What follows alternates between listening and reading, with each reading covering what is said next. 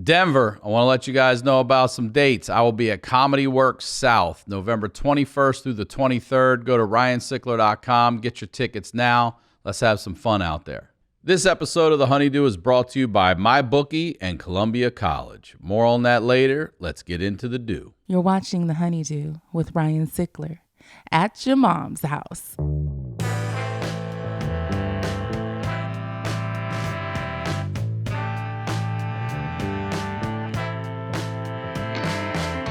Welcome back to The HoneyDew, y'all. We're over here at Studio Jeans doing it at your mom's house. I'm Ryan Sickler, ryansickler.com, Ryan Sickler on all social media. Head over to my website, sign up for the email list. You'll be the first to know, tour dates, merch, all that stuff coming out. Locally, I'm at the Comedy Store coming up. You'll see me. Just check out the dates. TheHoneyDewPodcast.com for this show. That's where you can find anything Honeydew related, merch. Follow me on social media over there. The show's over there. You can order Honeydew. You can order Honeydew. That's my guest over there. I should sell Honeydew. Make sure you subscribe to the Your Mom's House YouTube page. And people always ask, what's the best way to help the show? And that's to engage with the sponsors. And you guys are doing that. So keep that up. Help out the show. And if you're new to the show, I say every week, we highlight the lowlights over here. These are the stories behind the storytellers. And my storyteller today, very excited to have her here for the first time. Ladies and gentlemen, please welcome Brittany Furlan. Whee! All right. It's great to have you here. I love you, Ryan. I love you too. I've known you for so long now. I was just telling these guys, we go back to when you were just Brittany and punching me and laughing. Like, you're an aggressive laugher. So aggressive. I'm a loud laugher. You're a physical laugher. I know. I literally punched you so many times. And then because it's like I'm like Elaine from Seinfeld. I can't physically contain my excitement, right. So I have to physically let you know how funny you are by punching you in the face. Yeah, it's horrible. But you went from sitting on the couch beating me to the first female on Vine with over 1 million followers. Is that right? And you have, since they shut that shit down, you have successfully transitioned into so much more. I'm glad you're here. I love you to death. We've been friends for years. I know. Please promote everything you'd like, please. Oh, right now off the bat? All right. Well, before you guys even know who I am, make sure to listen to my podcast, Worst Firsts, which started because I had gone on so many horrible dates. I started as a YouTube series, and I was talking about all the worst dates I've ever been on, and there were so many. And then I was like, you know what? I'm sure so many other people have had this happen, so I was bringing people on. I want to have you on. But it's worst first anything. It could be worst first anything. Right. Most people talk about dates, but it could be worst first job. It could be, worst first time shitting your pants. It could be like, whatever. Fucking worst first. Yeah. Some good ones. Yeah. No, so I started doing that. So I'm doing that now and acting and, trying to get back into the whole group of everything. So it's been good. I'm trying. You're doing more than trying. Oh, thanks. Sometimes I feel like I'm not doing enough. Well, I was telling you that I was talking to my friend Jen, who I told her you were coming on the podcast, and she's like, oh my God, I love her. And she said, you've become a voice for anxiety. Aww. And you are very outspoken about it, and you're open and honest about it. So I'd love to talk about that first, but let's start with first. Where are you from originally? I mean, I know. Tell them where you're from. Yeah. I grew up in Percy, Pennsylvania, which is, outside Philadelphia, about 20 minutes outside the city. It's a small town. It's just kind of fucking boring. There's nothing to do there. And so, I grew up there thinking I don't want to stay here pretty much my whole life. And I think a lot of my depression, anxiety started there because could you trace it back to an early age? Yeah. Oh my God. What do you think? I remember being I was probably 4, and my mom was giving me a bath. Oh my God. I don't even know if I should say this, but I'll say it, whatever. My mom was giving me a bath, and she was asking me if she should leave my dad, and I'm like, what? Dude, I'm 4. Why the? I'm like, did you know I'm 4, dude? I'm not fucking why are you asking me that? So inappropriate. Yeah. That's not even the worst of it, but that's what I remember, being very little and being I'm 4. You know what I mean? She's like, do you think I should leave your father because this big cock doesn't really fit inside of me and all this shit, and I'm all. She said that? Yeah. No. Yeah. She's his big elephant cock. Yeah, I Those remember words. it. Dude, it's like impressioned in my brain. Like I have a very good memory. Like when I audition for shit, I can memorize like this because I just remember shit like really well. And I just remember being like, oh my God. Like, I mean, at 4 to have that, right? At 4, I should be like not even aware. Like, but just like hearing the words like elephant cock at 4, you're just like, about your dad. yeah, about your Not dad. just in general. About your dad who throws you up in the air and fucking like, I don't want to think about his No cock. wonder he doesn't like me to swing under his leg. Yeah, like weird. I was like wondering what I bumped my head on a couple of times, but yeah, no, it's Trying to swim through his legs last week. Ow, But got a Daddy, concussion, He's man. got 3 legs apparently. That's weird. I'll just go around. Holy yeah, no, it's fucking weird, dude. So I just like my mom. I love my mom, and we just started talking again. We've had many falling outs through the years, but yeah, her and my dad got divorced when I was really young, and so How long do you remember? Like I was like 6. so a couple years after the initial Yeah. Well, she would take me over the dude's house that she was cheating on my dad with, and like sit me on the couch with his daughter and want me to be friends with her. And his daughter was in my grade, so it was super awkward. Oh, you actually knew his daughter. Dude, the whole story is fucking like What's the story? We would go to the pool, the local swimming hole, and he was like a really handsome guy. He was like a carpenter. He looked like fucking David Copperfield. He was like really handsome. My mom and her friend Rita were at the pool, and I would be there, and my mom was like, I'm really into that guy. And so then like they start talking, and then my mom started bringing me over his house, and like his daughter was in my grade, but she was like a nerd, and I didn't really want to hang out with her. And she would like bring me over, like, oh, you're gonna play with Janet. And I was like, I don't want to fucking play with Janet. Janet brings baby dolls to school. We're like 6. Like, who does that? You know? Right. She's fucking weird. And so she would like bring me over there to fuck this guy and like sit me on the couch. Meanwhile, this guy lived in a 1-bedroom apartment. So I'd be sitting on the couch with Janet, like fucking Janet's like, you want to see my dolls? I'm like, no, I don't want to fucking see your dolls. And then I'd hear like, I want my mom. Like in the fucking other room, and I'm just sitting there on the couch, like the walls like moving. I'm like, this is fucked up. Like this is fucked up, dude. I'd be like, the walls just fucking Janet's like, look at my dolls. I'm like, you don't even know what's going on, Janet. Like, Janet, do you fucking any idea what's happening right now? And was he married or no? No, he was single. Yeah, and so then eventually, like the horrible thing is like, so you carried that as a 6-year-old. Dude, I had to fucking. And this was going on for like a year, and I'm like every day I would go fucking over his house, and I'm like, and I'm like, look at my dolls. It was like a Groundhog's Day. Said anything to your dad? No, I never did. But my dad worked a lot, and my dad was really smart though, and like because like then my mom started doing it on weekends, and she'd be like, oh, I'm gonna go to the grocery store, and I'll be back, and we wouldn't need anything at the grocery store. Like the fucking fridge was stocked. Like, what are you gonna buy? Like the same shit we already have. And so he got suspicious because she would go to the grocery store and be gone for like 2 hours, you know. And this was before cell phones. This was before social media. This was before you know, you couldn't really spy on people. You could get away with pretty much murder back then. You know what I mean? And so one day she goes, I'm gonna go to the grocery store, and my dad looks at me and he goes, where's your mom going? Like, she left, and he goes, where's your mom going? Where does your mom go? I want you to show me. And because we'd gone there so many times, the guy literally lived like 10 minutes from the house. I just showed my dad, and we fucking pull up, and my mom's car's there. Shit. Yeah, my mom's car's there, and I'm sitting in the car. I'm like 6. I'm like, oh fuck. Like, this is bad news. Janet? Like, yeah. What's up, fucking Janet? Janet, you still playing with those crusty ass dolls? By the way, I love my stepsister. I mean, she's not my stepsister anymore because my mom ended up marrying that guy and getting divorced, but I do love her. She's very cool. We ended up being friends. But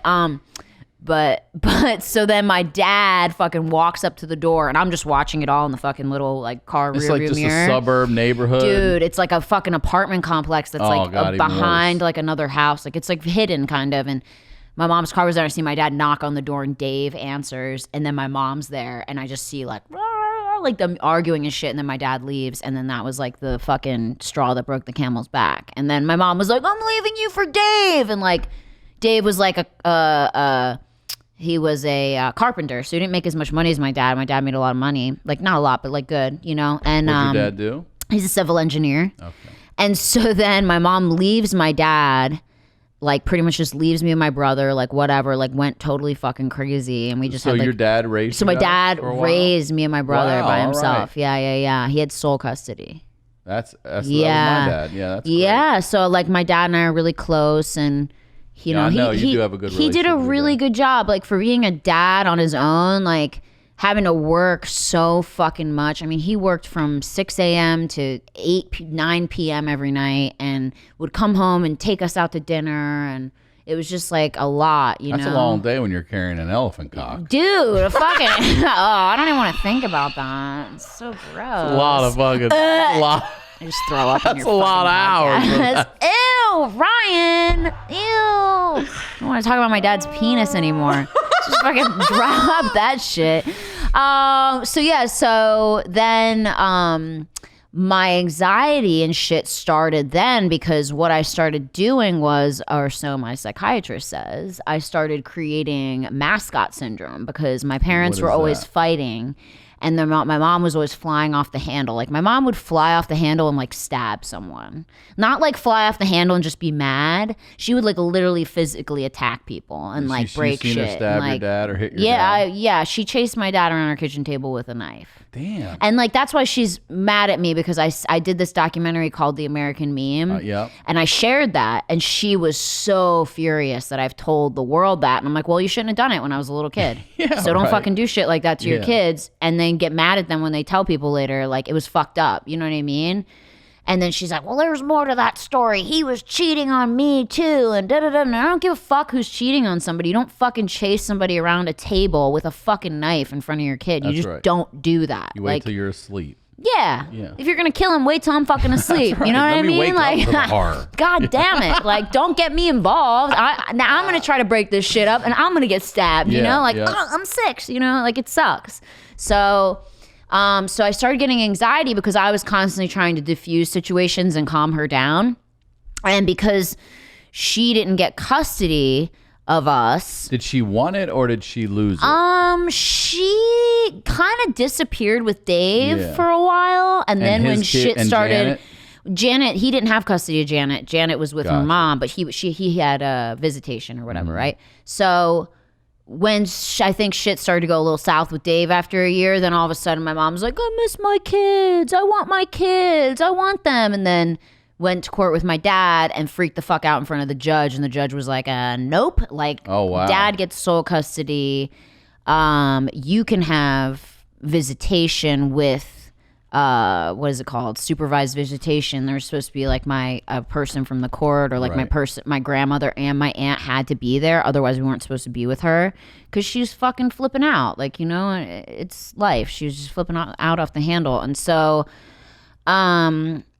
then, so my dad pretty much raised us, but I remember my anxiety starting then, and I remember feeling it and not knowing what it was. You know what I mean? I would go to school and I would be like very like shaky, tapping my hand, tapping my foot, like nervous. And I would always try to like diffuse situations if people were fighting or if there was just like tension or I was a whatever. Nail biter, leg shaker. Yeah, leg shaker. Shake I shake my leg too. My husband's like, chill out. That actually comforts me these days. Yeah, it's good. weird. You know when you go to Brookstone, you put your feet on those vibrating things and when you take them off, it feels worse. I heard it burns calories just to like constantly tap your leg. I mean, I don't know how many, but you know.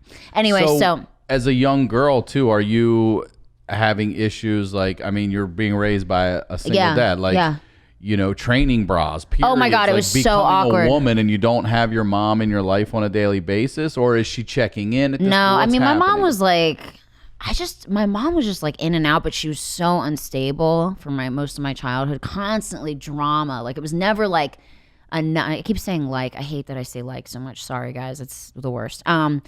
So she was just constantly a source of drama. It was just always constant like arguing or fighting or bickering, you know, it was just annoying. But I developed OCD first. That was the first thing I developed right when my you remember doing parents got divorced. My anxiety built up so much that it turned into like a weird fear where I would have to, my dad was like, you got to come down to school. Come on, hurry up. And I had to unplug and replug my curling iron in 8 times. That was the number 8? Or my family would die. So I like 1, 2, 3, 4, 5, 6, 7, 8, like 7 at this point. Yeah. So I was like 7 years old and I was like doing my hair and I had like a little girl curling iron thing and I had to unplug it and replug it in 7 times or my whole family would die.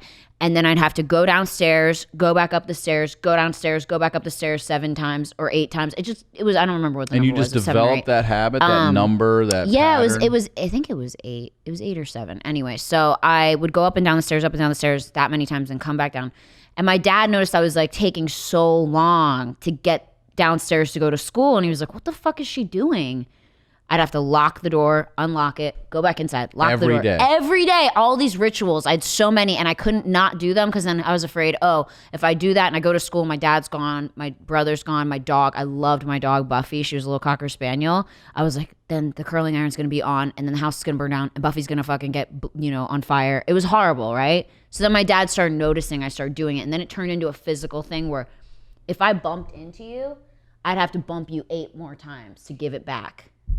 8's my favorite number. Is it? I love 8 and I love 7. I have 7 tattooed on here. So then my dad kind of just let it go and was like, she's just going through some quirky shit, right? So then I'm at school and I'm sitting at school and our desks were in pairs, going down a row in pairs. And my desk was next to Michael Schremeyer. I will not forget this shit because when my teacher sat me next to him, I was like, I cannot be sitting next to this fucking Michael Schremeyer because he eats his fucking boogers and he sticks them on the desk and he fucking coughs and shit. And he was weird looking at his head looked like Hey Arnold, but it was like a regular human head. So it was like something was wrong with it. And I was like, what the fuck? Don't sit me. Because in my head, my desk was touching him. So then his human weird juices were going to flow through his desk into me. And I was going to become like Michael Schremeyer. So... And you're going to have to eat 8 boogies. Fucking have to be 8 issues, boogies. right? My head was just going to go beep. Like, it was just fucked up, right? So fucking issues, right? So I had sat next to really cute people. Pretty much my whole thing had become an issue. So I get this teacher. She sits me next to Michael Schremeyer. I'm fucking furious. I sit down and I inch my desk a little bit away. Just this much. Just, an inch because that way it's not touching and his germs can't go through his desk into me. The teacher sees me do that and she walks over and she pushes the desk back. And I'm like, you fucking bitch. I'm about to turn into a fucking goblin. Do you understand what you're doing to me? Like, I didn't get it.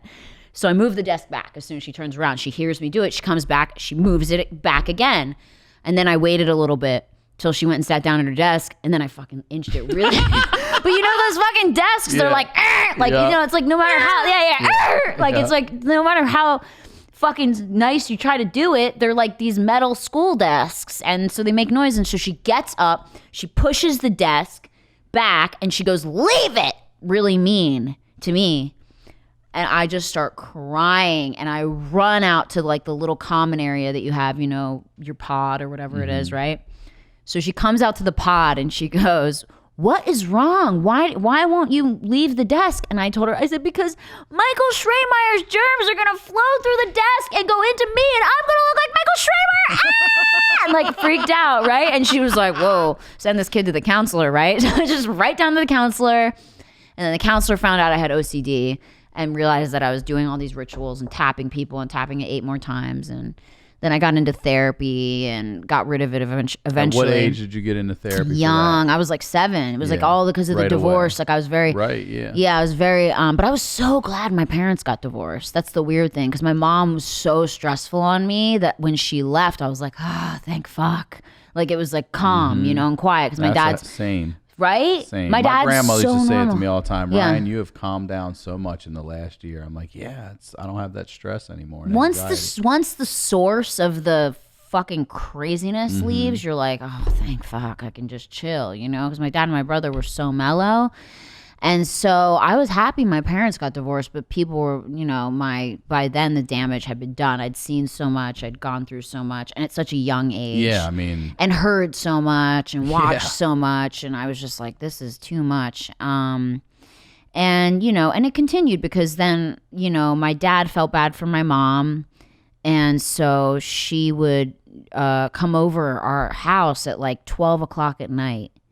And where was she living? Like an apartment down with the Dave, street? She was still with Dave. Yeah, in the apartment. And this was still when I was like, a year or so after all this. And she would be like, I want to see the kids. And my dad was so nice, even though she was supposed to have people there.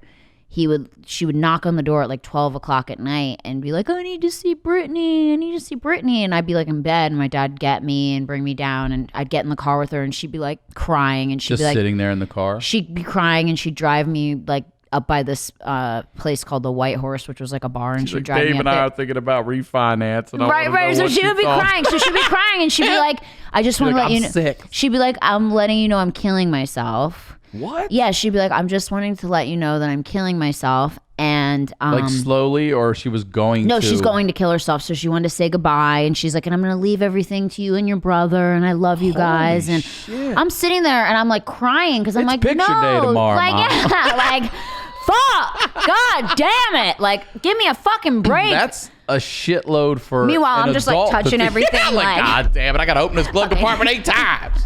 Before you kill yourself, let me just fucking Roll this window. It was horrible. Yeah, it was horrible. So she said that? Yeah. So she's like, I'm planning on killing myself in the middle of the night, driving around crying. So up with her till like 5 a.m., driving around convincing her not to kill herself. She's like, At least not while you're in the never car. see you and your brother anymore, all this stuff. And no, she wasn't going to do it when I was in the car. She was going to do it some other time. What did she tell you how? No, she just said she was going to. And I was like, why? And then I'd start crying, right? So then she dropped me back off. I'd be like, I love you. I'd be like, you're not going to kill yourself, right? No. Okay. So drop me back off and back with my dad. It's fucking 5 a.m. Then I got to go to school at 8. So I get 3 hours and of there's sleep. no cell phones or anything back then. So Nothing. He doesn't even know where you guys He doesn't know. are. So I'm like, I go to fuck school out. and I'm just like half asleep, like one eye open. It was horrible. And then this became like a regular thing she would do. Every couple months, she would come knocking on the door at this time of night and get me in the car, tell me she's going to commit suicide. I'd have to talk her out of it. God. So it was like really draining on me as a human being and as a young person. And it just instilled so much neuroticness in me. And plus, obviously, mental illness clearly runs in my family. My grandmother, my dad's mom, who I love, my grandma Flora, she was institutionalized for depression and had, electric shock therapy. And my dad, I think, has depression, but he's always really tough and always puts on a brave face for us. But then my mom, I don't know what she has, something. And so I just think what happened is I just got a bad gene pool, and then getting exposed to so much drama and so early scariness so early, it just set me up for fear. And so I stayed in fear constantly, and I would get to school and I just remember feeling completely out of nowhere. I would feel like my heart would start pounding out of my chest. I'd start sweating, and I would be convinced that I was having a heart attack. And I would go to the nurse, and I would make them call my dad, and I would make my dad take me to the emergency room. And then this became like a regular thing where I told my dad, I said, I'm going to die of a heart attack, and it's going to be blood on your hands. You know what I mean? I'm like 7 years blood old. on your hands. I'm like 7, yeah, right. And I'm like 7 or 8 years old. And he's like, blood on your dick. Yeah, ew, Brian. So my dad would take me to the emergency room, and it just would happen so often that at one point, I've never heard a child that. Look, obviously, so young, yeah, 8 years old. I've heard this from adults. Like, I think I'm having a heart attack. Nope. I've never 8 years heard it old. from a I said, I'm child. having a heart attack. My heart's sure about to explode. It's out there in that world, but I haven't. Have you ever met another person? No, I'm the youngest case of it that I've 8 years seen. old. That I've seen that young. So I would go to the emergency room. Just feeling your heart. My heart would be pounding. literally like, you could almost see it. It was beating so hard. And then they would take me to the emergency room, and I got to know everybody there. By the time I walk in, like, I'd be like, oh, hey, darling, today's the day. I'm about to say goodbye to everyone, And then they bring me back there. God. And back then, they didn't give me any drugs because I was so little. I was 8. They would take my blood pressure. They would, take my pulse and everything. They'd say, you're having a panic attack. That's when I first learned about it. They'd say, honey, you're having a panic attack. And they would give me a brown paper bag. And I'd have to breathe into the bag until I calmed down. And then they'd show me my EKG and all my vitals and everything. And then I'd calm down once I knew I wasn't dying. But it became like a regular thing, and I was always making my dad take me. And so eventually things got worse as I got older because I hated feeling this way all the time. And I got really dark, and I got really into my art, and I got really negative. And just because you feel like shit all the time, and I just was like, I don't want to feel like shit anymore. I hate this. I would like come home from school and like tie belts around my neck and did? Yeah, because it's What like age is the this? weird thing is like probably like 15. Yeah, because I got put into a hospital at 16 because I was cutting myself. I was gonna ask. Yeah, it's bad. It's bad. So Yeah. you're taking it out on you. Because I felt felt so fucked up. I didn't want to die, but I didn't want to feel this way anymore because I was so much crazy shit going on inside my body. Were you mixing alcohol and drugs? I didn't do any drugs. Yeah, I don't remember you Nothing. being like, Not a drug. I didn't touch shit. I was just fucked up inside emotionally. So what do you mean you would come home? Where'd you even hear the idea about? I mean, I know the belts with autoerotic. Yeah, that stuff. But I had no idea about that. I don't know what about it was just made me one day. I don't know what it was. I was like, I just want to pass out because I don't want to be awake right now. And what do you wouldn't put it on the doorknob or anything? No. I wasn't trying to kill myself. Okay. I never wanted to die. I just wanted an escape. You would just. So I just pull it really tight until like I got like kind of because it would make me feel kind of loopy, and then I would take it off and go to sleep. So in that way I wasn't thinking and I wasn't feeling. Jeez. And then I started cutting because cutting was like an emotional release, you know? Like when you cut, you get endorphins. I mean, I have scars on my ankles. I don't know if you can see them, but yeah, in the light kind of. Like I don't know if you can see all the marks, but yeah. So when I used to hide them and I would go to school and it would be like. Where would you do it? In the bathroom? Usually on my legs, in my room. I mean, my dad wasn't home. You know, my dad had to work and we didn't have a babysitter. My brother would just watch me because he's 2 years older than me. So it would just be me and my brother. My brother would be off doing drugs with his friends and I would be home by myself with the dog. And I didn't have any friends because I was so weird and so adult because I'd been through so much already. I couldn't relate to kids. Like they'd go to school. I'd go to school and they'd have toys.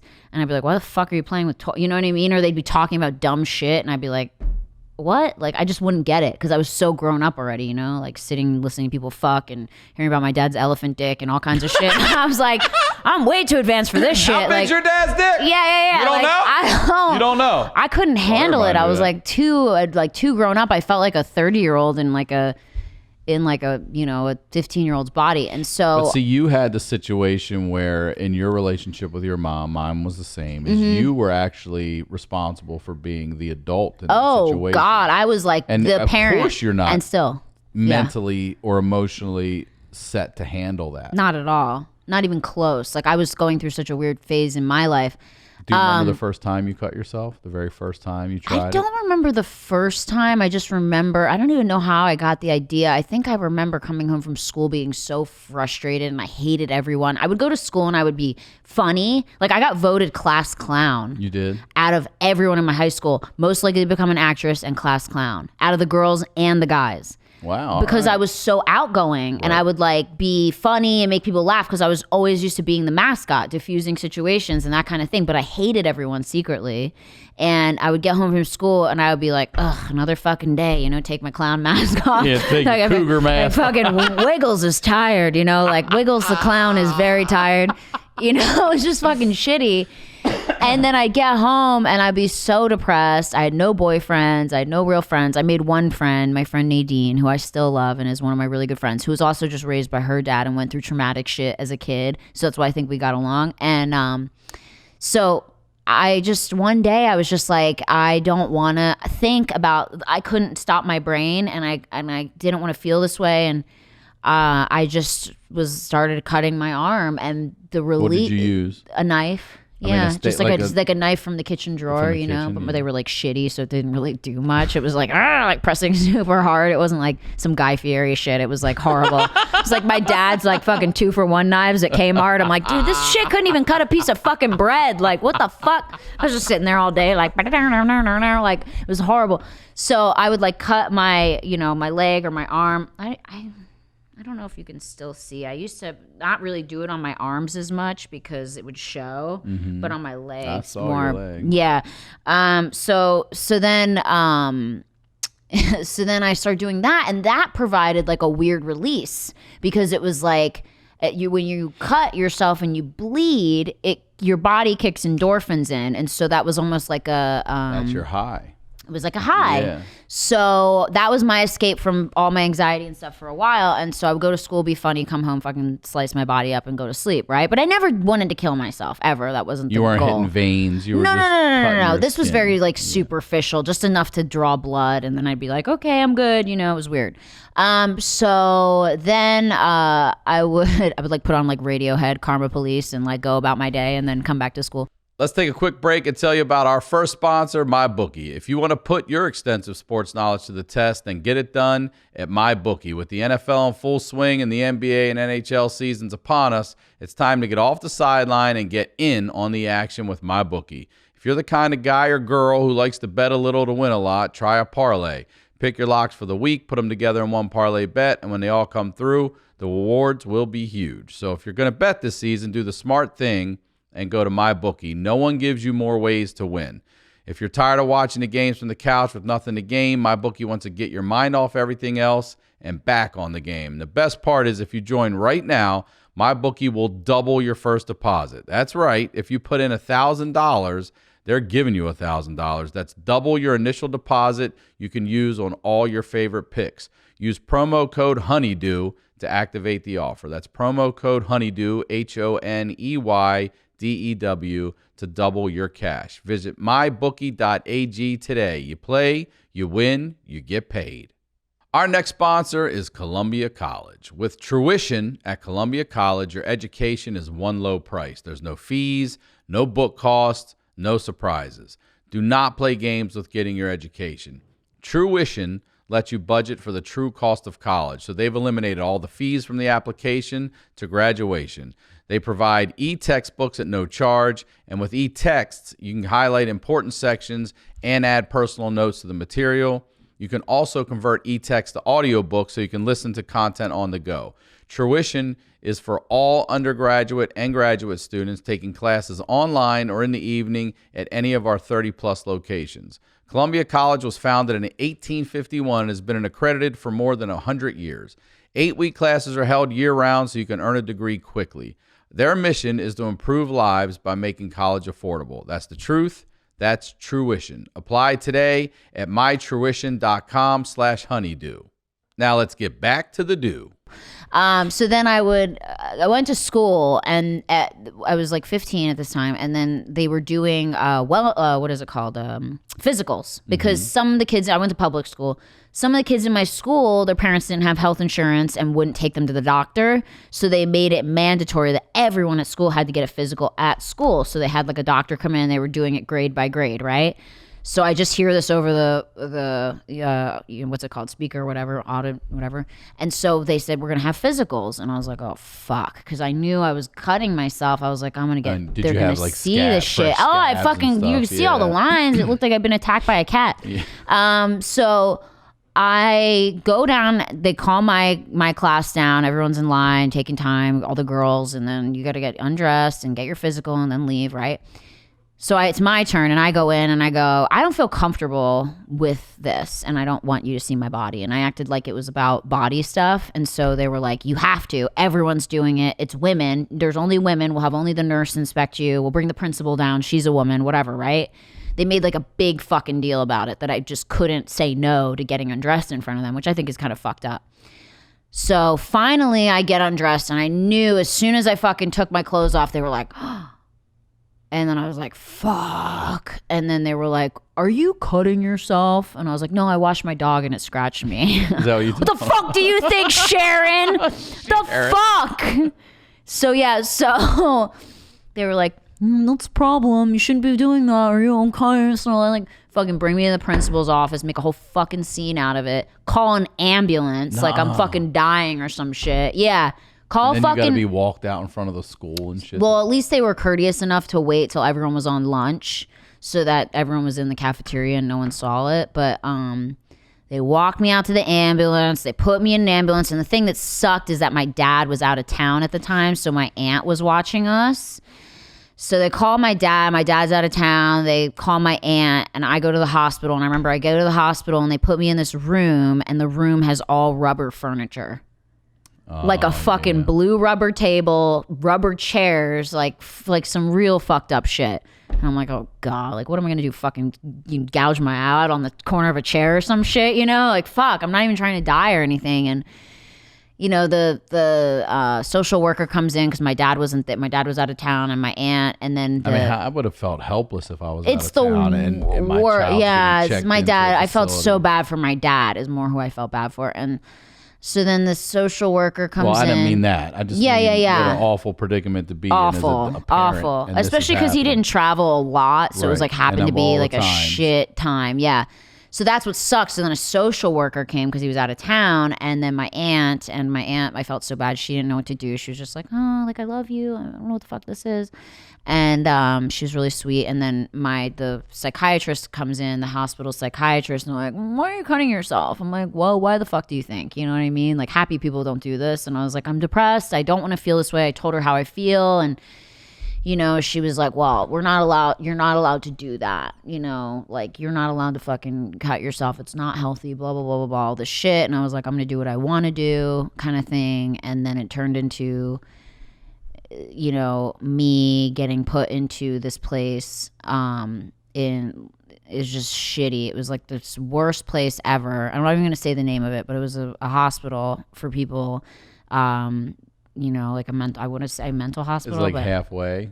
Not a halfway. But it was for young people. Okay. So it was like like I would say a mental hospital. So it's actually so crazy. And you're because 16? Yeah, okay. 16. So they take me to this place. And they take everything from you. They take, you know, your bra. They take, like, I had lip gloss. They took that. I'm like, how the fuck am I going to kill myself? What am I going to drink this like 2.5 ounce of lip gloss? Like, stab myself in the fucking eyelash? Like, what am I going to do? They take that. They take your bra. They take everything. And they give you like a hospital, whatever, gown. And then they take you to your room, and it's like a rubbery kind of bed situation and I had a roommate, and my roommate at the time, like, actually almost every girl in there was black.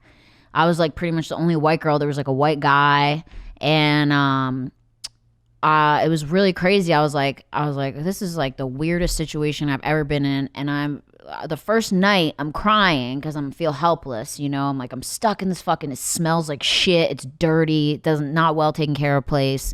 I got this girl sleeping next to me on a fucking cot over here who I don't know her. I find out the next day. She's sleeping next to me, so I'm crying, and she rolls over and she's like, be quiet. And I'm like, damn, fucking somebody's comfortable here. Like, my bad. Like, sorry. Must be a veteran here, huh? Fuck, someone's well versed in hospital stay. Like, my bad. Like, sorry, fucking Tisha. Yeah. It's my first time in a fucking mental hospital. I'm a little upset. My bad. Didn't mean to disrupt your fucking Valium sleep. You know what I mean? So I'm fucking crying and I'm praying to God, and I'm like, fuck, this is so fucked. Like, get me out of here. I hate this. Like, I hate being in places I don't know. I barely ever did sleepovers because I didn't like staying over other people's houses. So I was like totally upset. My dad wasn't there. And I didn't know how long I was going to be stuck in this fucking place, right?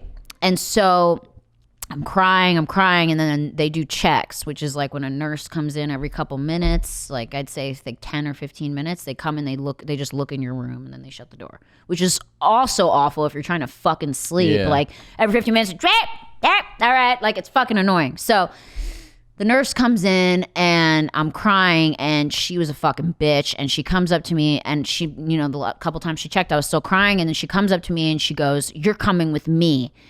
And she grabs me by the fucking hair, and she pulls me out of bed. The hair, yeah, she fucking grabbed me. She was fucking pissed. This was the first night there. Jesus. And she drags me down the hallway, and it's fucking people moaning and shit. It's the worst. This long, white, fucking sterile ass hallway with all the everybody's doors. It's just fucking awful. Like the worst shit you've seen it like in movies, kind of. Like it's the worst shit you can imagine. And then there's this metal door at the end of the hallway, and it's the quiet room. And she fucking opens the door, and there's a fucking piss-stained mattress on the floor with padded walls, and there's a fucking girl in there, and she's freaking the fuck out. And she goes, if you don't be quiet, you're going in this room. This is the quiet room. Isn't that fucked up? You know what's really crazy too? I just watched American Horror Story, and in one of the episodes, they show a mental hospital, and there's a fucking room that looked just like it, it says the quiet room. I'm like, did someone go through this that I went through? Or maybe every mental hospital has a quiet room? I don't know. Anyway, so she shuts the door, and I'm like, Jesus Christ, and then brings me back to my room, and I remember this is why I believe in God, because I prayed to God so hard, and they didn't even give me anything to calm down, nothing, right? Because I hadn't seen the hospital psychiatrist there yet. So I'm laying there, and I remember praying to God to just let me calm down, because I'm having panic attacks. I'm freaking out. Like, my heart's pounding, you know. Normally I'd make my dad take me to the hospital. Tisha's got a no and tolerance fucking Tisha's policy. just out. She's fucking out. I'm like, bitch, you're way too comfortable. Like, why the fuck you so comfortable, bitch? Like, she's so comfy. So she fucking, I'm laying there and I'm praying to God, and I just remember this weird feeling, not to like make anybody feel weird about God stuff, because I know some people don't believe in it. It's fine. I remember laying there and I felt all of a sudden, in my head, I saw it like these angel wings just go over my whole body and then boom, put me to sleep. Wow. And this is not them giving me anything. And I don't know, maybe I was in shock because I was so traumatized and my heart was beating so fast. Maybe I just died for a little bit. Tisha wasn't pulling yeah, she just fucking stabbed me like with a fucking epidural needle. Put the pillow over your motherfucking face. Tisha, God damn it, I thought we were gonna be friends. So fucked up. So the next day I wake up and her name wasn't Tisha, but it was something like that. And it so is now. Yeah, it is now. So for the story, Tisha. So she wakes up and she's fucking all mad and shit because like I was crying, and she's like, is she about your age? She's too? about my age. Yeah, she's about my age. And so she's packing all her shit, like her clothes, and folding them and shit, because we had like little drawers, and she's putting all her stuff up on the counter. And I was like, what are you doing? And she's like, my family's picking me up today. And I was like, oh, that's awesome. I was like, you're leaving? You're so lucky. Like, I don't know when I'm getting out of here and whatever. She's like, yeah, whatever. Like, not talking to me, right? This bitch was there the next whole week, packing her shit every day. This was a thing she did. And at the end of the night, like her OCD the nurse thing. would unpack her shit and put it away. She really thought someone was coming for her. It's so sad. And then I found out in group that she'd been raped by like every guy in her family. Oh my Horrible, God. right? Horrible. So it was horrible. The thing that was weird about this hospital is that like it wasn't regimented. Like when we went to have breakfast, it was just styrofoam bowls, which is so weird. Like, why would you not get shit that's recyclable? I don't know, whatever. So styrofoam bowls, plastic spoons and forks, and they'd set all the cereal boxes up, and then you had to pour your own cereal, and everyone had to pour their own milk and shit. And I'm so germy that like I didn't eat almost the whole time I was there. How long were you there? Like a couple of days, like not that long. My dad got me out pretty quick. But anyway, so like we would pour cereal, and then these people would be like pouring the milk, and this was all kinds of people, guys like fucked up, girls, and then they would like stick their fingers around the rim and like lick and shit. And I was like, ugh, like I'm not fucking drinking that shit. So eventually I have my one-on-one meetings with my psychiatrist, and I managed to convince her that I was like, yeah, no, I just like, I'm cool. You know, I'm never going to do this again. I just wanted attention. I like lied because I was just like, I know that's the only way I'm going to get out of here. Because telling the truth got me in there. So I was like, if I lie, then I will get out of here. Isn't because that fucked up? Isn't that so? That's how fucked up the mental health system is that you have to be dishonest about how you feel in a school or a pub. That's why I think it's so funny, all these hotlines. Call this hotline and blah, blah, blah, blah, blah. And I'm like, if you call a hotline and tell them how you really feel, they're going to send a fucking ambulance to your house. You know what I mean? So it's kind of shitty. And the way they treat people, I don't know if it's different now, but the way they treated people then was like you were a criminal. Mm-hmm. I mean, I was treated like a prisoner, you know, like I'd killed someone. Right. Meanwhile, I was suffering. Right. And they're just dirty. The facility was dirty, and the people there didn't want to be there. You could tell they were just like, ugh. Like no one was nice. No one smiled at you. No one hugged you. No one made you feel loved or comforted. It's so interesting. All the things that someone in this situation should would need. And that's you're it. Like you're institutionalized. You're treated like you're a fucking. That's it. You're a fucking animal. Yeah. So the psychiatrist goes, well, I hope you know. And this is how much of a cunt she was. She goes, I hope you know how much you cost your insurance company because this is expensive. And I was like, fuck you, Gertrude. Fuck? Like, Yeah, go seriously. fuck yourself, you know, in my head. But I was like, oh, yeah, my bad. Whoops. Get me out of here. Mm-hmm. So the only way they agreed to get me out of there was if I did outpatient. So I had to start going to an outpatient program, which was with a new psychiatrist who I love, Nell Bowers. I don't know where she is these days. Shout out to Nell Bowers. She was actually rad. The only thing outpatient, you'd be able to stay home and stay home, and then I have to go a couple week? times a week. A couple times. just It was a like three times a week to But not meet with spend the night No. anywhere. No. Outpatient, you stay home. So they convinced we convinced the hospital to let me do that, and then Nell was trying to find a medicine for me because you know, my dad didn't want me to get put on medicine because he was like against that. He thinks it makes you worse. And in the long run, I really think if I had just gotten out of the situation I was in, I wouldn't have needed medicine. I think all the anxiety and all the problems I had were from my situation and being where I was. You're holding secrets from your dad about your mom. Yeah, it was horrible. And I had no relationship with her at that point, and it was just a tumultuous thing, and it was horrible, and it was affecting me, and I was depressed, and I hated school, and it was just so much that. And on top of it, you're the mascot. And on top of it, I had to go and be happy. Yeah. And then I was like worried, like, oh my God, when I show back up at school, is everyone going to know my secrets? And I feel like I was going to be revealed. No, thank fuck. They like, because I wasn't gone that long. So like then I just told people like I went on like a trip with my aunt or something, some bullshit. And so I started going to therapy, and then I got put on medication to try this stuff called Effexor, which I'm still on fucking how many years later. I tried to get off of it 1,000 times. I got off of it successfully. Not successfully because I'm back on it. I got off of it. Actually, I'm all, what the fuck am I talking about? I got off of it unsuccessfully. I got off of it unsuccessfully. It's called Effexor XR. If anyone's listening to this that takes it knows the struggle is like, it's the worst drug.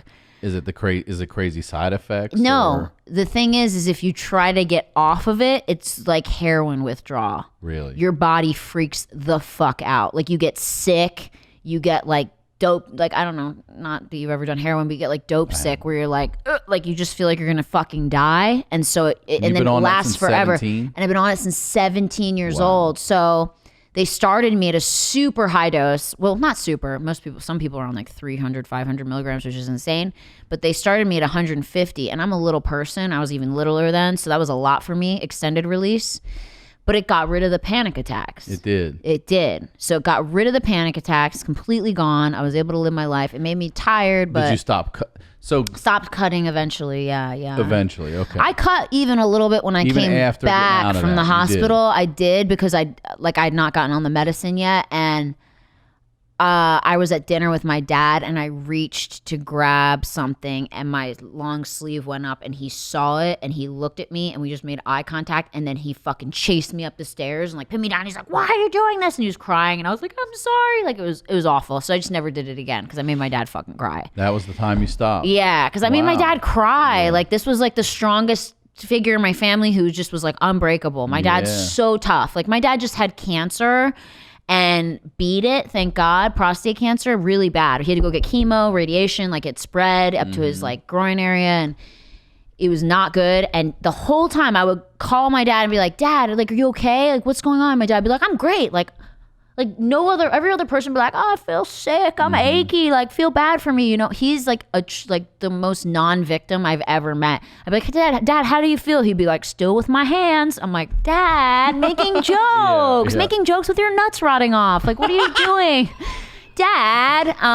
So then where am I? Okay, so I got put on the Effexor, really high dose, and then I was on the Effexor, and the Effexor made me tired. And then when I got to college, I couldn't focus because I was sleeping so much. I came to LA to be an actor. My dad was like, "Well, while you're in LA," this was when I was 18 now. "While you're in LA, 17, 18. While you're in LA, you have to take another, study something else because I want you to have a backup plan." So I went to fashion school. And in fashion school, I met my friend Jen, who was taking Adderall. And she was like, "Dude, you got to get this shit. It makes you skinny and you stay awake all day." And I was like, "Fuck yeah, Jen, hook it up." Because I was so tired at this point from the fucking Effexor, just like, zombie. So I got on Adderall and then took... While taking the Effexor. Okay. Well, my doctor gave it to me. He was like, "It's cool, it's fine." And I was unstoppable. Like, I'm telling you, Ryan, that shit's like the blue pill. Like, I didn't get a cold. I keep hearing people love I didn't get a cold Adults. for like 8 years. Like, I've snorted it for 8 years. Like I was just like, like I was too fast. The cold couldn't catch me. The flow was like dodging the flu. Like this bitch is too quick. Yeah, like too quick. Like can't miss me with those germs. You know what I mean? Like too fast. So on Adderall forever, and then that's the magic one. Finally, I realized that the Adderall. I don't know what happened. My body chemistry must have changed. But like I'm like 25 years old, 26 after being on it for like 6 years.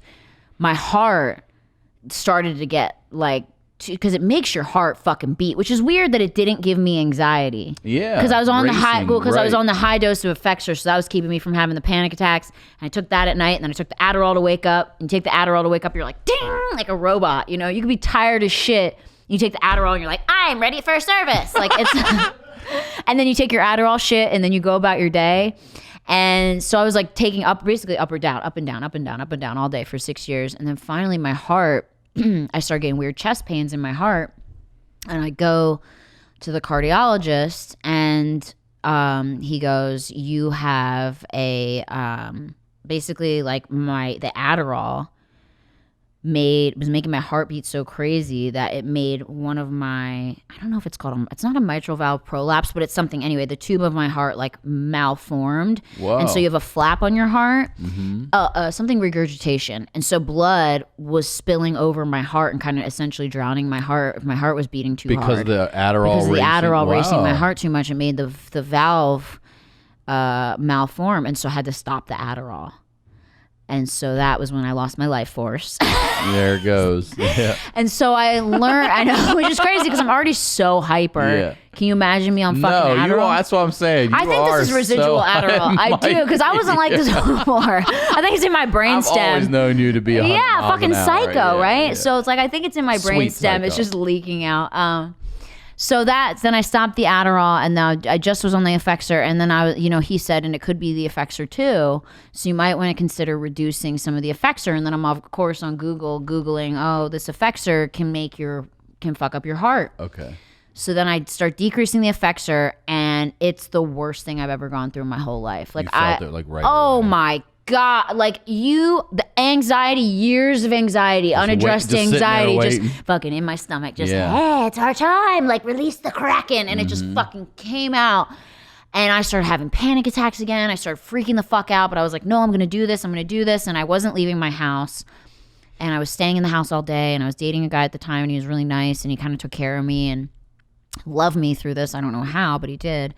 Because I was still funny. So he was like, oh, she's crazy, but she's funny. You know what I mean? I made him laugh. Good at sucking dick. You know what I mean? It's like, what do you fucking, you take what you can get. I'm not crazy like I'm going to kill you. I'm just like, I have anxiety. I'm a sucker for the funny girl. Right, funny and like good at sucking dick. So it's like, what are you going to do? Not hard on the eyes, you know what I mean? So he stayed with me through that. And then I weaned myself off completely. And that's when Vine came out.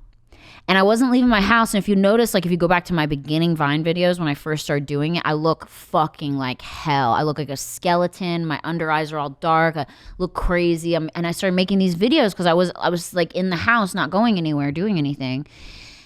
And then I started getting followers. And that's when the following started blowing up. And I was like, whoa, what the fuck is happening? This is crazy. And so the following started getting bigger and bigger and bigger. And I hit like 100,000 followers. And then in the same week, I got an email from ICM, WME, and CAA. Wow. Because I had my little email in my bio. And I remember the first one I answered was ICM. And they said, you're so funny and so talented. We want to bring you in. We want to meet you. Who are you? We want to meet you. And I remember the day of the meeting.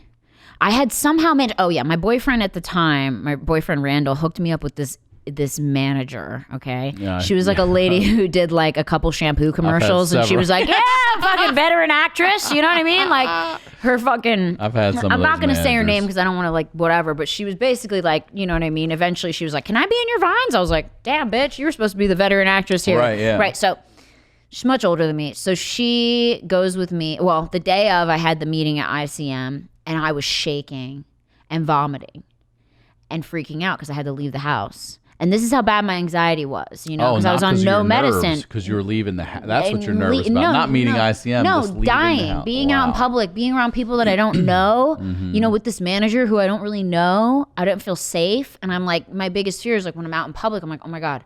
Like if I wasn't on my Effexor right now, just like being somewhere with like far away from a hospital or whatever, I freak out. I still do a little bit. So shaking, vomiting, whatever. And my boyfriend at times like, you have to go. This is your chance. Like, this is your opportunity. You can't not go. I was going to cancel, and I'm sweating. And I go into ICM, and I remember I was shaking, and I was trying to like make it so they couldn't see that I was shaking. And when I was in there the whole time, I was thinking is like, I can't wait till this is fucking over, right? And then when I leave, they called me in the car and they were like, come back in. We want to sign you. And I hadn't taken the meeting with CIA or WME yet. And then I signed with them. And then right away, you know, I started booking stuff, not even through them, but just through people seeing my Vines, getting asked to do stuff with Funny or Die. Funny or Die asked me to do a sketch, and all these companies were reaching out to me, and I started having all these things to do, and I wasn't on medication, and it was like, yeah, great, sounds great. Oh yeah, Funny or Die sketch, sounds great. And I'd hang up the phone and be like, fuck, like, you know, because I was so scared, like, fuck, I gotta leave the house, you know what I mean? I'd freak out. And so then I went back on the Effexor because I couldn't do it. I couldn't live a normal life at that point without getting, so I got back on it. I got back on 37.5 and then went up to 75. And then literally after like a couple of weeks of being on it again, I was right back to being able to be me. I was able to go do auditions. I was able to go perform. I was able to go do movies, and I've done all this stuff. And yeah, you've done so I've done some stuff. So recently, since I married my husband, which we'll talk about. It's been about a year now. We've been married, been together like almost 4 years now, which is crazy. When I met him, you know, he doesn't take any medicine or anything like that. And so, you know, when he saw me taking a pill at night before I go to bed, he was like, what's that? And I was like, oh, it's my antidepressant. And he's like, are you sad? And I was like, which is so funny. Like, you know, like, well, that's a fucking, that's the fucking question, Let's go back Thomas. to when I was 4. Yeah, I was like, that's a loaded question. That's $1 million question. So, I was like, no, I'm not sad. I'm happy with you. And he's like, well, then why do you need that? And I was like, it's more for my anxiety. And he's seen me have panic attacks. I mean, I've even posted me having a panic attack on Snapchat. Mine are so violent. They're like almost like seizures. I seize up and my teeth start chattering and my jaw, I can't control it. And I'm like, I get tense and my heart is pounding and I start sweating. Like I look like I'm dying. People are like, oh my God, are you okay? So he's seen that. And then I told him, I was like, this is what helps with it. So instead of having them every day, by the way, when I wasn't on the Effexor, I was having them every day, multiple times a day. And how long do they last? Well, it depends. Sometimes like if I can control my breathing, and what I would do is I would dose myself with Benadryl because I didn't have any Valium or Xanax. Now I have like a Valium I carry with me, so if I freak out, because I'm on the lowest dose of Effexor. I weaned myself all the way down like a year ago. I'm trying to be healthier. Yeah. I know that it's not, drugs essentially aren't good for your body. No matter how much they help you, I don't want to be on this high dose of this thing, right? So I have Valium for if I really freak out. But so I would used to dose myself with Benadryl. I would take Benadryl to calm myself down when I was off of it. I would take like 4. I'm like, so I'd be like, just be out. Like, I'm good. You know what I mean? So my husband was like, well, why don't you try getting off of the Effexor again, you know, and see how you do. You know, you're in a safe place now. You're married. You're a little older. Like, maybe you've learned, you know, coping mechanisms and whatnot. And so I weaned myself down to 37.5, which took a while because I was at 75. I was only at 75, but it's just any decrease to this drug fucks with you so hard. Like you're dizzy, you can't walk straight, you feel sick. It just fucks with you. I don't know why. Anyway, so I decreased myself down to 37.5 with Prozac, and I was taking 10 milligrams of Prozac. That's how you wean yourself. If you have to take like another drug to help wean you down. And are you also in therapy during all this? Yeah, as well? I have a psychiatrist and a psychologist, and so I'm weaning myself down. I did it good. I weaned myself down to 37.5, and I was taking 37.5 with 10 milligrams of Prozac, and I started having gnarly panic attacks again.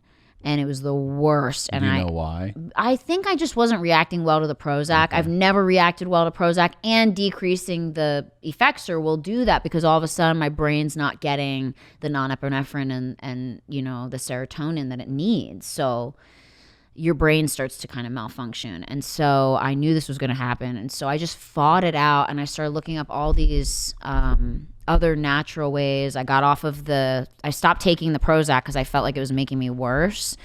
And then I started taking this stuff called 5-HTP, which is over the counter. I did so much research, I took this 5-HTP for a while, which is you can get it at like Whole Foods, and it's basically non-prescription Prozac. Oh, wow. So you take it, and I was only taking 50 milligrams, and you take it at night. What's the Prozac for? The Prozac was to bridge the gap between me weaning down from 75 to 37.5. So basically when you're getting off of an antidepressant or when you're lowering a dose, you get these things called brain zaps. Okay, people have told me about this where it literally goes zzz Dude, in it's your like head. an electric shock. Yes, yeah, and you'll be sitting there and you're like, so many times. it's like very weird. Yeah. So then on top of that, I was having the anxiety. That? Yes, and it was helping me with the panic, but then it made it worse for some reason. So I got rid of the Prozac, and all these doctors kept try me on new drugs. So take Wellbutrin, take Lexapro, take this new drug, Prestique, take this one I'm getting a kickback on. I've literally tried every fucking antidepressant out there with the effects. I fired a doctor for that. Trying to find one that I could bridge, to go to, try a new one that wasn't as harmful to the body. Nothing worked. So I was like, you know what? Fuck this. The effectors worked for years. Let me just get myself down to 37.5 and learn how to deal with my anxiety. And so that's what I did. I went and looked up natural. There's like a whole forum for people that are on Effexor. Like everyone, like there's Facebook groups for like Effexor withdrawal, like how to get better. Some people it took me 5 years to finally feel like myself again. It's crazy. The drug should not be legal. As much as it helped me, it's just like a Band-Aid on a fucking gunshot wound, right?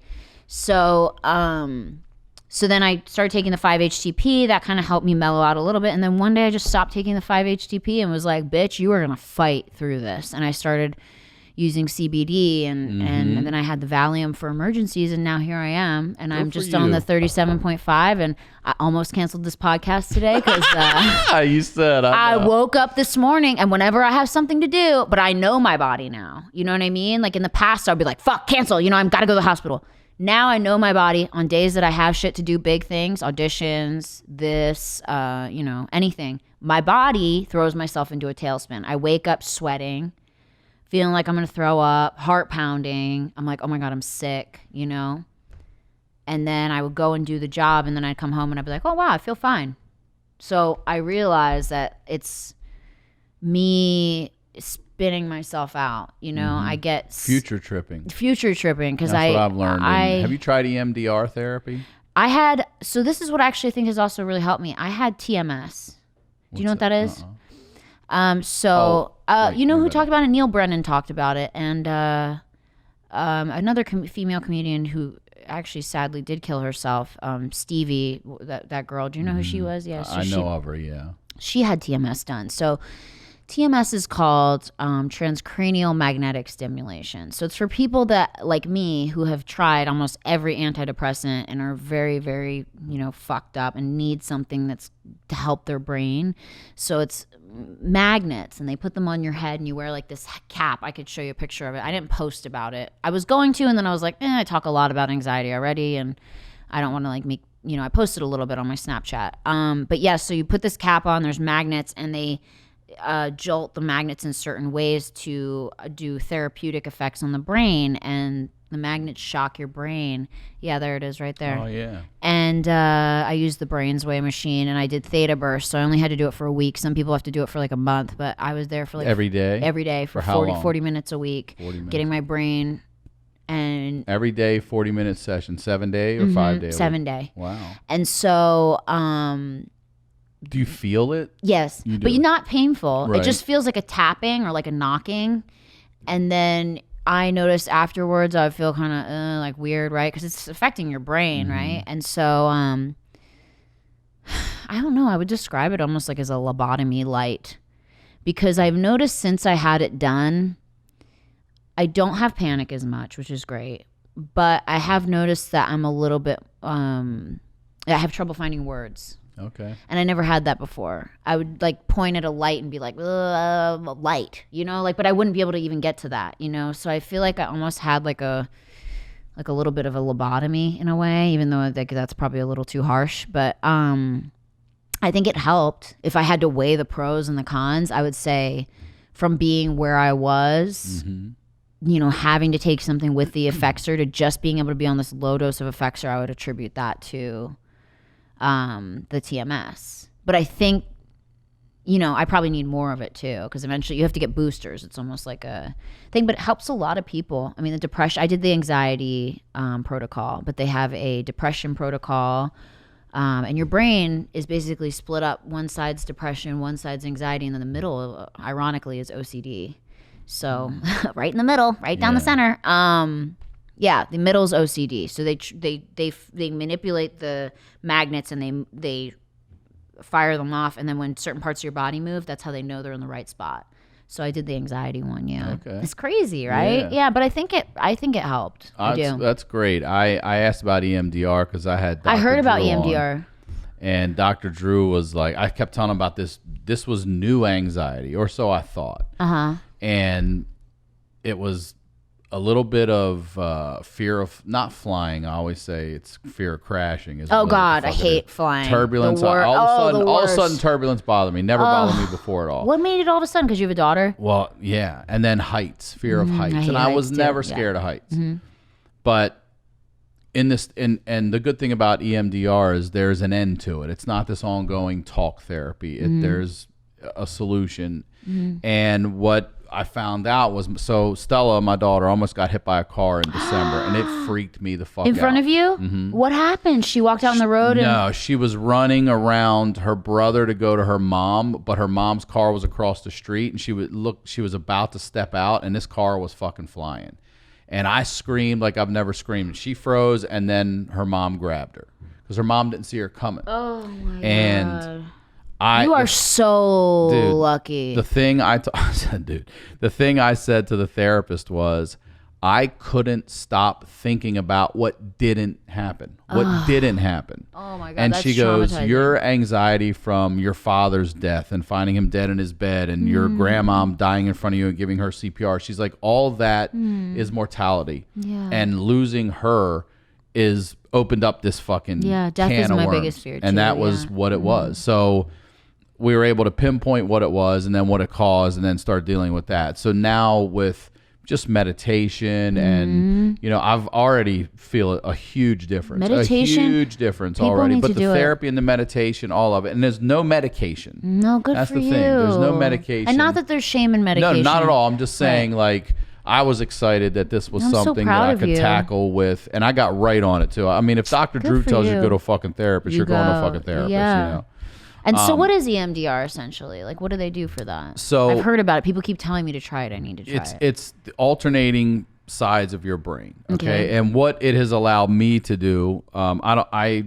don't know if it works the same for everybody. Everyone's trauma is different, but instead of just honing on these thoughts, it allows you to take your thoughts elsewhere. So even though you're diving into the deepest, darkest, ugliest shit, like go back to that tub when you had that conversation with your mom, and you'll sit in that. And while you're sitting in that, they're using these little buzzers alternating in your hand. And what it does is start making you think, and she'll let you do that for like 30 seconds, and she'll stop and she'll go, what did you think about it? And you're like, well, I thought about what my mom said, and then all of a sudden my mom's cheating. I remember this time we went over to Dave's house, the first time I'm with my dad. Okay, think about that now. Well, now you're off that conversation, but you're over here on this thing, and you're thinking about that. And what I remember my dad going up and coming back, and I remember how I felt in the car, and I felt like I was lying or tattletaling or whatever. Okay, and it affected me at school. Okay, let's talk about that. And then we're going over to your germ thing with the, and it just keeps your mind moving, so you can eventually figure out where that trauma comes from, how to identify like in your current life. So anytime I'm freaking out about turbulence, the whole point is nothing's happening. Right. Everything's fine. Your emotions and your reactions and your feelings are coming from your past imprints. The things that you felt then are coming to you now. So it's not real. The anxiety is real. Yeah. But and so she gave me that term, future tripping. You're worried about this and this and this. And I'm like, yeah. Like, you know how many times I've had arguments in my head where I knew what you were going to say and I was going to say this back, and then you get there and none of that ever happens. It's all that future tripping and it's anxiety and this build up and all this shit. So I wish I could explain better how it works. No, that's great. I get it. The whole therapy point, like when I hike, when I go exercise, my mind is completely open. and I always thought it was the sun and getting out in the open. And she goes, well, that is part of it. But also the lady who, I don't know if you say invented or discovered this therapy, but while she was working on this, she developed breast cancer. I think I have this right. And the only time that she didn't think about her breast cancer is when she would go jog. And she realized that the repetitive movement of the opposite, so they'll teach you, they call them butterfly taps. So if you ever see somebody sitting there just going like this, they're using that buzzer technique. It was originally for veterans who had PTSD. Exactly. Yeah, and I said, what about the guys that can't walk and stuff? She said they'll use their fingers and they'll do it. So if you really think about it, the old school fucking the pendulum, hypnosis, not stopwatch, but pocket watch. Pocket watch, yeah. That sort of thing where you're not hypnotizing this at all, but you are just using your brain in a different way to think about this and then handle it. And I mean, even when we were out on this last tour flying, and I was like, I went to Baltimore. On the flight back, I was a different person. I was like, oh my God, this was fucking awesome. And then these flights out, I was like, oh, better. Good. I mean, I'll probably always be like, what the fuck was that? Do you have anything just in case? You don't have any like Xanax or anything just in case? They gave me muscle relaxers, but I just don't take them. I won't take them. It's better not to. I can't. I mean, this is my life. I have to do this, or we just shut down and we don't fucking live. And I'm not gonna do that. And it's the truth is, like, I have like I said, I have Valium in my purse for emergencies, but that shit's like fucking 7 months old because I only take like a little piece if I'm really bad, because in the long run it's just a Band-Aid. It really is, and your body gets, I think, it makes you worse over time. I preach therapy all the time. I love therapy. It's necessary, Yes, and you look great. And even if it doesn't cure you, the understanding of what's happening inside you and making it make sense actually helps a lot of people. Yeah, it does. So this is what I wanted to ask you. Okay. Obviously, we go from being friends forever to you marrying fucking Tommy Lee. So crazy. If you don't know, her husband is Tommy Lee from Motley Crue. And what's really crazy, I was telling my friend Jen this last night, I'm like, do you understand that this is my friend Brittany? Yeah, goofy ass Brittany, who married the guy where every day I would come home from high school and it was the fucking countdown. It was Home Sweet Home. They had to retire it. It never fucking went to number 2. And I was like, this is that goddamn guy who's married. Funny.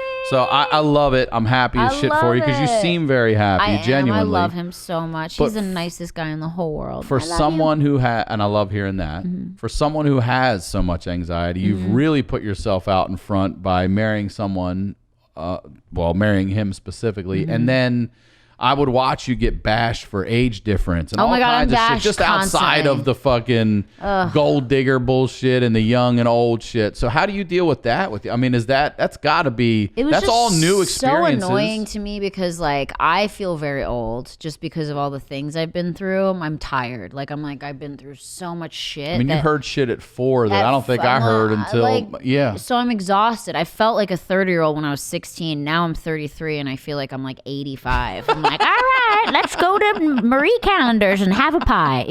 That's how I feel. So I think when I met Tommy, before I met Tommy, I was in a really toxic, abusive relationship that unfortunately got publicized in a bad way. I had an ex that was a very successful director and he was cheating on me with prostitutes, and I found out and it got really gnarly and we broke up, and I was just so scarred from that because it was just a repetitive cheating. Like it was just like non-fucking stop. Like just, I'd take him back and it was again and this back and again. And I was comparing myself to the girls and I wouldn't get it because I was like, these girls not even like cute. Like what the fuck, it just fucked with my head. And so I came really scarred into the relationship with Tommy. And he was just like he's a big fucking kid. Like, it's so funny. People are like, oh, the age difference. I'm like, Tommy is 7. Like, if you meet Tommy, he'd be like, you're like he's a fucking dumbass, like in the best way possible. He is like not dumb, but he's so childlike. He's like playful. He's like a puppy. You meet him, and my friends said the same thing for a while. They were like, oh, what if you want to have kids? He's kind of old, like, for you, and blah, blah, blah, blah. And they thought he had all these STDs and shit, and everyone was concerned. And, we went to the doctor together. He went with me gladly. He doesn't have anything. He doesn't have hepatitis anymore. He cured that. Take like $100,000 pill now. It's gone. Oh, really? Yes. I didn't know that. So he has nothing. And I sat there with the doctor, went over it. Okay, nothing good. So it's crazy. And then they meet him and they're like, oh my God, he's like a 12-year-old. He's so joyous and playful and like just loves on everybody. And like he'd grab your face and be like, mwah, and like kiss you. And he's just a bright spirit. That's like what it is. And I'm just like was drawn to him because he's just such a light, bright spirit. And especially coming from dark for oh my God, long. from such depressing darkness. And then like, you know, obviously when we first got together, he was talking to all these hoes, you know, like, you know, all these girls. I shouldn't say hoes. That's not nice. You know, girls like me. No, I'm just kidding. I'm just joking. Not hoes, but he was, you know, he's talking to a bunch of girls. He was talking to me. He was dating Carmen Electra, me, some other bitch. This is my favorite. Some other bitch. I was like, who the fuck's this bitch? I don't mind being in the pool with Carmen Electra. Yeah, this. It's like an NFL lineup. His I was like, who's the toughest player? Just the wives. Heather Locklear, who I love. Pam Anderson, Brittany Furlan. Dead. I fucking love it. It's like, my favorite odd man out. Odd man out. I'm all, how did that happen? Shit. I got nice titties. TJ Hooker. I'm good at Baywatch, fucking. I'm good. Yeah. Vine. I'm so offended by that. God damn it. You know I did comedy a little bit. All right, fine. I'll fucking take it. True. But you know, I'm good at what I do. Do you know Heather? We went to visit Heather, and she is the most beautiful, lovely person I've ever met. Like, that's she nice. is fucking rad. And I could see why her and Tommy were together because they both have a light. She's like a light. And you know, it makes me really upset that all the press, and this is why I don't listen to press. Yeah, that's what I'm saying. Because there's so much bad you. press about her. You know, there was all this meme press saying like, oh, she's losing it and blah, blah, blah, blah, blah. And then I meet her and she's the most normal, chill, fucking nice, like totally great person. Like we spent a day with her and like hung out, and she just was fucking rad. And she's so cute and doesn't look anything like these pictures that they post. I'm like, what do they do to these fucking pictures? She doesn't look like that at all. She's beautiful blue eyes, like just a fucking light. She's really cool. So yeah, it was really weird it's weird to see the things that people say. And even Tommy, they'll take like these horrible pictures. I swear, tabloids will take the worst photo of you. They'll take a bunch of photos and they'll be like really rad ones. Like, oh, these are fucking hot. Yeah, right. And they're like, all right, let's go to the end of the spectrum here. Which one looks most like a troll? All right, that one. Yeah, publish that one. I don't know why, but I mean, I guess because it makes people feel better to see people look like shit. So they'll just, it's weird, you know, and then people meet Tommy and they're like, oh, he looks great when you meet him in person, aside from these fucking photos. Anyway, so I started dating him and, you know, all these people were hating on me, like, oh, you got AIDS now, and like, you got STDs, like, oh, you're fucking old man dick, you fucking gold digger. Meanwhile, they don't know I made a fucking $100,000 a Vine at one point, so they don't know that I'm very, really $100,000 per branded Vine at one point. Damn. So they didn't know. I'm like, bitch, did you even fucking Google me? Like, my net worth and shit's like pretty off, but it's like high, but it's not like, you know, it's not crazy, but it's high. But it's like, I saved my money. I wasn't like all these other Viners like who bought Ferraris and shit. And I bought myself a nice, like, without saying any names, you also helped a friend of ours, a mutual friend of ours out, which I thought was so fucking whenever sweet he and needed nice. it, I was like, I'll help you out. Yeah, you did. I told, and really I never did. expected anything back. I was like, don't. And you just never keep made it. him feel weird about it Never. or anything. Yeah, Never. I always love that. It gets me emotional thinking. I've helped a lot of people. I donate. Because you know who I called when Angelo passed. You're the first person I talked to. I know. I called Broke you. my fucking heart. It was horrible. You know, and I donate a lot to dog charities and stuff like that. And I do a lot of shit, but everyone just sees my husband and assumes, oh, because he's worth $70 million, that I'm a gold digger. Right. My husband doesn't pay my bills. I do not have a credit card. I pay all my bills. But with him, no, we don't have any joint credit card. I have all my own shit. I pay all my own bills. The only thing I do not pay is, you know, half the mortgage, because the mortgage is fucking insane, you know, on the house. So I take care of myself. Like, yeah, like I live in a nice house with my husband, but like most rock star wives, like almost all the other ones, they fucking live off their husband. Like their husbands pay for everything. Purses, shoes, like credit cards for whatever they want to go get their hair and nails and all that shit done. I pay for all my shit. And proudly, and not like he hasn't offered. When we got married, my husband said, let's just switch all your stuff over to, my accountant's office and they can, pay for everything. Car insurance, health insurance, whatever, right? And I said, no, I don't need that. Like, I'm good. I've always been I've prided myself on being self-sufficient, Actually, it's weird. Like, I posted a picture of myself and I was in my Mercedes, and I wasn't trying to post a picture to show my Mercedes. I had Nina asleep on my lap, my little wiener dog. Nina the wiener, who I would have brought today. But so I took a picture of her sleeping in my lap, and it showed my Mercedes emblem on my steering wheel. And I posted that, and someone goes, "Nice Mercedes Tommy bought you." I'm like, bitch. Fucking come over there and beat your ass. Like, you don't know shit. Tommy has bought me very nice things. But no, I bought my own fucking car for myself. I pay for all my own shit. I help people. I help my friends. You definitely many of my friends. And that's not the only time I've done that. I give money away to people that are friends with me, which isn't, people say is not smart, but I don't care. It's my friends. I help people out whenever I can. And I do that just because that's me. You know what I mean? Yeah, you're like me. I love being self-sufficient. I've worked without a net since I've been 16 years old. I hate owing people. Yeah. I can't, I hate to be in the someone. Like, when I was living with my ex at one point before Vine started, and his parents paid for everything, and I lived with him, and I was struggling, and I didn't have a lot of work, and I was off the medicine and everything, and I was really not doing well. He took care of me then. But then once I got successful on Vine, then he lived with me, and I started paying for our shit. So but I hated that period. Mm-hmm. Hated it. I tell everybody, and I'll say this to you guys right now. If you're out there and you think I need to do this on my own, I tell everybody, just go try 1 week. Yeah. Not borrowing or anything from anybody. Nothing. Not asking anybody for a ride or money. Yeah, nothing. Be 100% self-sufficient for 1 week, and then try 2, and then just try and see how that feels to like care for yourself and do for yourself. You appreciate shit a lot more when you're out there hustling. You really do. And you sympathize, I think, for people who are struggling, that are working hard to be where you are, because I have friends, like, when I give someone money, I don't give them money because they're like, oh man, like, I'm down on my luck. I give them money when I see them busting their ass to get somewhere. That's right. And I know they're busting their ass to get somewhere, and I'm like, okay, I see it. They're working hard to do something, and whatever. I'm gonna get so many messages. Can I have some money?